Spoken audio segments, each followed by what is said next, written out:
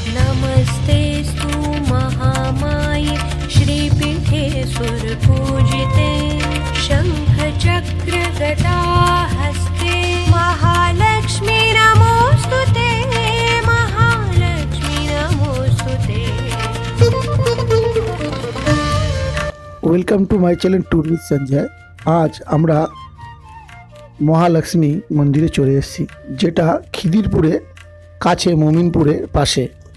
এই মন্দিরটি তৈরি করেছেন সঞ্জীব গোয়েঙ্কা, যিনি সিএসসি কর্ণধার বা মালিক বলুন। মন্দিরটি খোলার টাইম হচ্ছে ভোর 5টা থেকে 11টা 30 পর্যন্ত। 11টা 30 থেকে মন্দির বন্ধ থাকে 4টে পর্যন্ত। মন্দিরে কিছু কাজকর্ম থাকে, সেগুলোর জন্য আর কি বন্ধ থাকে।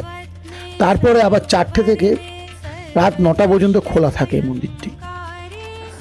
মন্দিরে এত সুন্দর কাজ করা রয়েছে, তা দেখলে খুব সুন্দর লাগবে। মন্দিরের মায়ের মূর্তি দেখে মনে হবে যে সাক্ষাৎ মা লক্ষ্মী দাঁড়িয়ে রয়েছে। মন্দিরে ঠাকুরের ছবি তোলা নিষিদ্ধ রয়েছে। পারমিশন ছাড়া ভিডিও বা ছবি তোলা পুরোপুরি নিষিদ্ধ।